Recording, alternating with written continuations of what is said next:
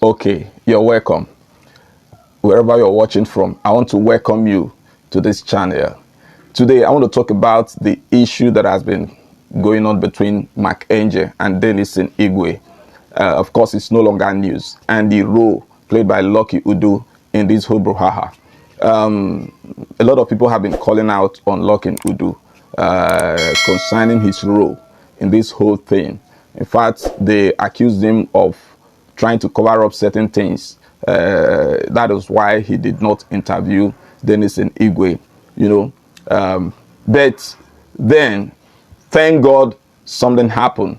Only yesterday, Lucky Udo dropped a video trying to explain himself, trying to tell us the role he played in all this issue, and trying to let us know why he did not interview Denilson Igwe. And I'm going to play that video for you. So I want you to watch that video, listen to him. If you have not seen that video, listen to him and drop your comment on the comment section. Let me know your take on what he said. And in that video, he also apologized to his fans, you know, those that were disappointed as a result of his perceived action. You know, he apologized to them and tried to explain himself and try to explain why he did what he did, because actually, according to him, he was trying to reconcile both parties, that is Angel and Denilson Igwe. But at the end, it didn't work out the way he expected. He said so many things about Denilson Igwe that I would like you to hear. He said so very many things, and I would like you to hear those things. But I want you to drop your comment on the comment section, and please like this video and share it so that it can, you know, go viral. Please drop your comment on the comment section, and if you have not subscribed, I beg you, please subscribe to this channel, because I have a lot for your entertainment and for your information. Thank you. Watch the video. If you are watching this video, I want to believe that you're already aware of the issue currently going on with Angel and Denilson Igwe. So yesterday evening, I started receiving notifications on my platform. People were commenting, Lucky, I'm disappointed in you. You've lost your humanity. Lucky, I can't believe you knew about the situation. I kept quiet. At first, I was really confused where those comments were coming from, until a friend of mine reached out to me and she told me my name was mentioned on Honest Bunch podcast, that she just finished watching it. So I had to go check it out myself. I discovered that Denilson Igwe mentioned that I was supposed to interview him, but unfortunately, after meeting with Angel, I changed my mind. I understand how such statements will trigger a lot of people, especially those of you who believe in me, because I know a lot of people look up to me and a lot of people love and respect me, especially those of you that have been supporting me. So I think I owe it to you to explain what really happened. Apparently, it was not quite long ago that I knew about this issue, just about a few weeks ago, and I was the one that reached out to Denilson Igwe. I told him, I saw the short video you made, that you wanted to talk about what really happened between you and Angel. Would you like to share the story on my platform? Denilson Igwe said yes. I said, okay, where are you right now? He said he's in Port Harcourt. I said, oh, I'm in Abuja and I just left Port Harcourt. How are we going to meet? Although I have a flight that I already booked to Enugu State, because there was this Nollywood actress that period that was in the hospital, and the family were reaching out to me that they really need help. They need to raise money for her hospital bills. But unfortunately, the day before my flight, I think she passed away. Anyways, I was still going to go to Enugu, and I knew I was going to see Denilson Igwe. Surprisingly, coincidentally, I don't know how it happened though, but Angel came to Abuja, and then I reached out to him. I told him that I'm going to be interviewing Denilson Igwe, you know, that he has something to say about what really happened between the both of you. Would you like to share your own side of the story? Then Angel explained to me that this is not the first time that Dennis have attempted to make an interview about what happened between the both of them. That at some point the case even went to the police station. He explained a lot of things to me anyway. So I then reached out to Dennis again. I told him that, oh, I was with Marco and this is what Mark had to say. And Dennis started saying that, oh my goodness, that I had already met Mark, that he doesn't believe that that he's very sure that his story will not be told again. I say, why is he making such statements? That, I mean, if you come to somebody's platform to make, you know, a claim, do you understand me? In as much as people would love to hear this story, this is somebody, you're talking about somebody else's life. It is important that somehow they are aware of what you want to say. Nobody is saying you cannot share your story, but there's what they call defamation or something like that. I told him that, bro, I am still interested to interview you, but I've listened to both parties.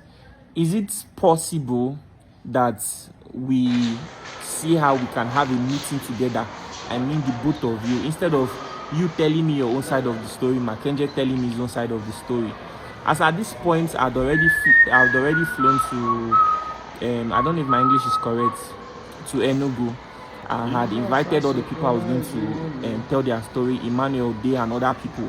I'd already even asked my PA. I flew down with my PA to book a hotel reservation for Denilson Igwe. Dennis said he didn't have transport. I sent him money. So he was even on his way and he was even very happy. Then I called Mackenzie. I told him that, is it possible for him to be present, because I would like him to be part of this conversation. He said he couldn't get any flights to Enugu, that he's on his way to Port Harcourt. That then I told him that, please let us see how we can have a meeting about this instead of just rushing to social media to talk about it. He said he wasn't interested. I should continue with whatever it is I want to do with Dennis. I told him that it is, and then I called Dennis. I said, Dennis, this is what Mark is saying. You within yourself, do you have interest to settle with Mark? Let's see if this issue can be handled behind the scene. Dennis told me he doesn't mind. He's willing to settle. I called Mark. It took me 3 hours on the phone to convince Mark. Mark finally agreed that the meeting was going to be in Port Harcourt. I didn't even know at this point. I was even fooling myself. So I was already done with all my shoots. At this point, I was supposed to go back. I don't want to talk about the expenditures I had to make. I had to travel down to Port Harcourt. The when we got to Port Harcourt, even took me time to see the boat person. These are people that I'm trying to even still see if I could help them. I'm just innocent in the whole thing anyway. So we agreed we are going to have a meeting in the night. And yes, because according to Mackenzie, he said he had some visitors. He was having a very busy time. Although he said we are going to have the interview in his house. Later, he said his house is really, really far. That is not in the center of Port Harcourt, in the town. So let's find somewhere else to meet, maybe my hotel. I said no problem. I told Dennis anything. Dennis came around. Then Mackenzie later came. But that day we had that meeting was like a Friday night. So there was a club in the hotel I lodged and it was really, really loud. So we couldn't have a meeting there. Then Mackenzie said, let's drive somewhere. So we drove to a quiet place to have the meeting. Then Isigwe came with his sister and his manager. While Mackenzie came with another content creator. I've forgotten the guy name though. But he's a comedian as well. Then me, I came with my PA. We all sat down together. Then I was the one that started the conversation. I thanked everybody for coming. Then I told them that, okay, I was the one that reached out to Dennis. Dennis said he had a lot of things to say about him. That you, Mark Angel, you cheated him. Okay? This thing, I said it in their presence. If anything I'm saying here is a lie, Dennis is alive. He can make a video to counter what I'm saying. Then I said, okay, let us address all these issues. Okay? So Dennis, can you tell Mackenzie what you told me? Dennis said the same thing. Most of the things he said in that podcast, he said them. Then I told Mackenzie, I said I could interview this guy and it will draw sympathy and all of those things. But at the end of the day, the reason for the interview is that he needs to be compensated. Oh, I believe that we can have this compensation in this meeting. Okay, Mackenzie then told his own side of the story. I don't even want to talk about it because if I dare mention all the things Mackenzie said, it will be as if I'm siding Mackenzie. Okay, so I hope that maybe Mackenzie will also come out to say his own side of the story, and maybe people that are bigger than me would see how they can settle this issue. Because me, I tried my best in my own capacity. I wish I had recorded what happened that night. So it was a very long conversation that the meeting was for like almost 3 to 4 hours.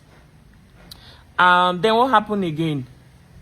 At the end of the day, they had quarrel. They even quarreled in that very meeting. Mackenzie will say, I used to call you, but you won't pick my call. I'll ask you how life is. You tell me that life is good. Dennis, on the other hand, will say, when I called you for money, you told me you didn't have. They were having issues. So we tried our best to settle, to make the issue calm. That at the end of the day, I told Mark, you started life with this guy. So he used to wash your clothes before. You guys used to eat from the same plate. How does it feel that you are this successful and this guy is struggling with house rent and a lot of things? You understand me? Then Mackenzie told me that it's not his fault that he cannot carry everybody along. That even though he owns that, he had a lot of work to do. Like he said a lot of things that that is not the way most people think, that he had so much work to do to get to where he is. There's a way he explained it, that he has tried his best. They took to court, he was compensated, this one, that one, and so many things. I say, okay, but right now, let's forget what has happened in the past. Can we settle this issue? Dennis is not living well. What can we do for this young man? So then the thing that Mackenzie told me, that he's willing to do anything for Dennis, but he cannot let Dennis come back as a shareholder of Mackenzie Comedy, because he has taken the brand really far already. You understand me? Then I say, Dennis, do you have a problem with that? Then Dennis, I don't know, I can't even remember what Dennis said, but okay, they gave him a blank check. What do you want? Then Dennis said that right now his rent have expired and he doesn't even have where he's staying, that he's living with his sister. Then I even asked the sister, can you confirm that what Dennis is saying is true? The sister said yes. And I said, this does not sound good at all. But then I asked him, how much is your rent? He mentioned the amount. And I was angry. I was like, bro, I did not call this meeting, spend money for flight, hotel, and so many things just for you to come here to say that what you need is money for rent. Come on. For God's sake, you have 2 kids. You are a grown-up man, for God's sake. You need help that is even beyond that. You can't come here to be talking about rent. You understand? Even his manager also said the same thing, that they were not happy that he is mentioning rent. And there were so many other things in it. Then I mentioned from my perspective as a creator, because even before that meeting, there were some things I was telling him.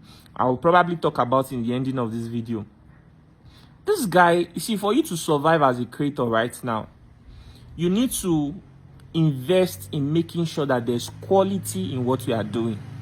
And before now, I've already even told him that apart from making an interview with you, I personally want to see you succeed. If Port Harcourt is not favorable to you, bro, you can come to Abuja and I can support you to have a life started here. I have equipment, you could use mine. Do you understand me? Work on your scripts.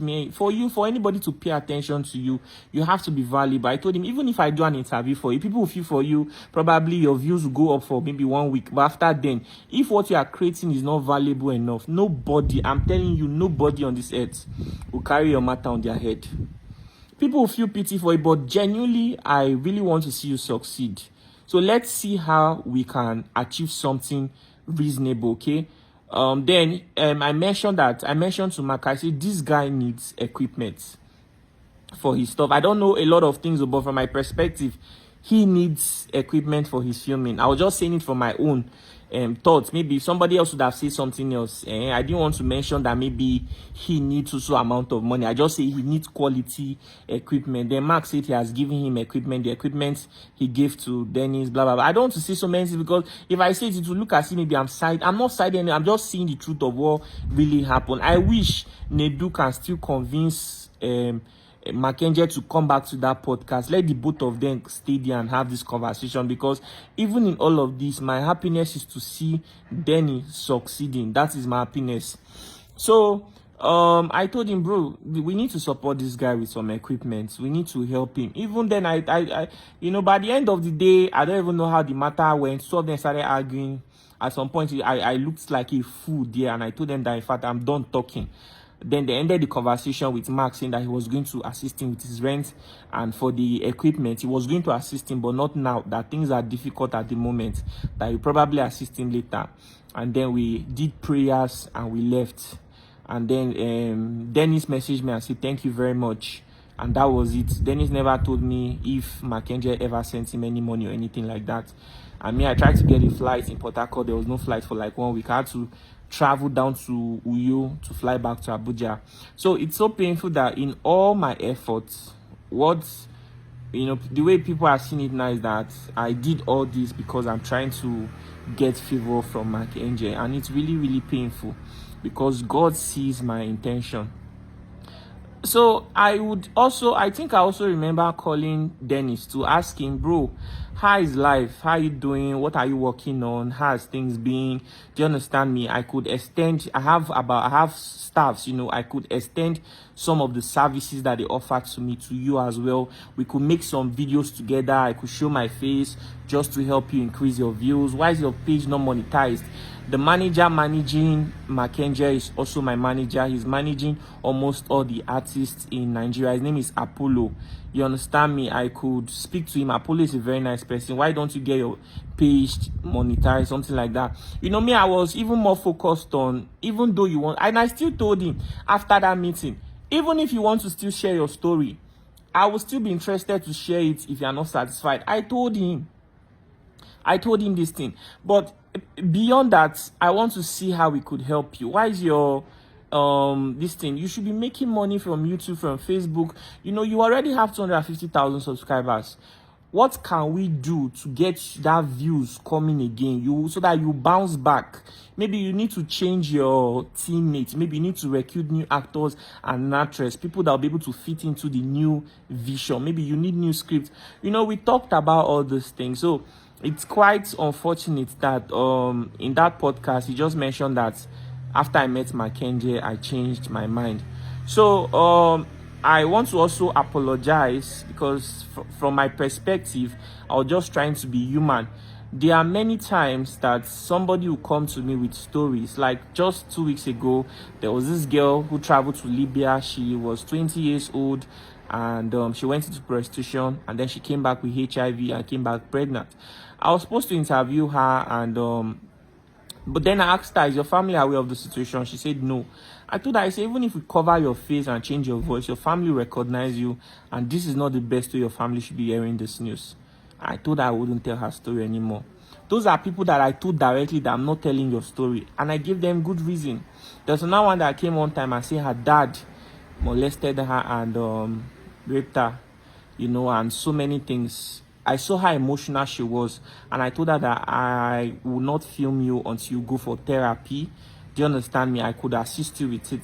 I didn't want to look like I'm taking advantage of her emotion. There's another story too. Somebody brought a mother abandoned her children for Europe, and then the sister, one of her children, the girl, the elderly sister, traveled to whether Bayelsa or Lagos. I don't know that it's prostitution she went there to do, and the young little boy was just there all alone.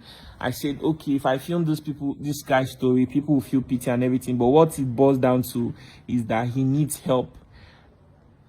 I think I can help this guy. I told them, put them in school. Let's look for one person in Port Harcourt that can accommodate this guy. I'll be sending 60,000 naira every month for his upkeep. And that is it. We never had to film. I can go on and on to tell you stories that have come to me.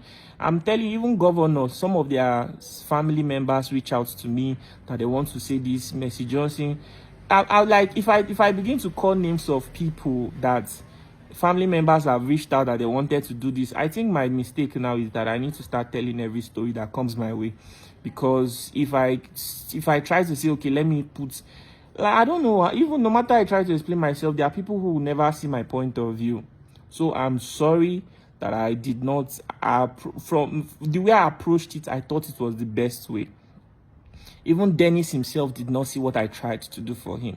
And if I calculated the expenses I made specifically for that trip alone, not even calculating Enugu's own, just the trip to Port Harcourt and everything I spent was almost about ₦1 million. So it's painful that at the end of the day, people said I only did that because I was trying to protect my interest with Mackenzie. For God's sake, even if Mackenzie is somebody to be respected, he's a comedian. I'm not a comedian. Do you know the kinds of people I talk to every day? You won't even believe the numbers of celebrities that reach out to me. I'm even talking of international creators. Well, some of you haven't seen me in real life, so I really don't know how you judge my standard or anything, but I am sorry if in all this explanation, some of you feel that what I did was wrong. I apologize. It is the lessons we learn that will make us to become better people, and that will make the job that I do to become better. I've learned my lesson, and I know what to do henceforth whenever somebody reaches out to me for story, because most times even the people you are trying to help don't even know that you are trying to help them. Maybe I should have just filmed him and that was it. Probably, I don't really know. So I am really sorry. I'm caught up in the middle of all this. I tried my best to see how I could settle it. This is not the first time people are reaching out to me with stories, and I'll see if I can settle it without it coming to the media. I always tell people something. Some people think I don't help people with money. You have no idea how much I spend. The reason I'm not so successful is because I'm trying my best to be there for a lot of people, and the way it is right now, it is not favoring me. You have absolutely no idea. If we are able to resolve an issue, what is the point of bringing it to social media? So I think this is my mistake. I apologize. If you go back to how I started my journey, I made a lot of mistakes, and the people who love me will always tell me, Lucky, don't do it this way, do it this way. I have listened to you, and I've been able to grow, evolve, and become something, a force for good. So I'll always continue to take your feedback seriously, and I'll continue to learn from it. Okay, I appreciate all of you, and I apologize if my judgment was wrong. I remember telling Dennis, if you still want to tell your story, I will tell it, but I'm just trying to see how you, on the other hand, see the whole in fact, I'm so sorry. The negativity this thing is drawing, I'm seeing all the comments. I don't know, I think this happens to people that are chosen. The chosen ones, they're always the ones that are always misunderstood. No matter the decision they make, nobody in this world except God, people judge you by your action, not by your intention. I really wish you guys, I don't know. And even after that meeting, we were supposed to post those pictures, but Mackenzie said we shouldn't post it, and I didn't know why he said we shouldn't post it. He was like, we should wait until Dennis have gotten those equipments and everything, blah blah blah. So that was it. So I never knew that maybe he was going to Honest Bunch podcast, or he was not even satisfied. I seriously did not know. In all of this, I was the one who, I don't know, I think I've learned my lessons, and I'm very sorry. So this video is not for everybody. It is only for people who truly love me, those that have been supporting me, and those that intentionally want to hear what really happened. So I'm so sorry that I've been misunderstood, misrepresented, and I just fooled myself. And maybe I should have just interviewed him, and all this would have been not existing. I'm so sorry once more.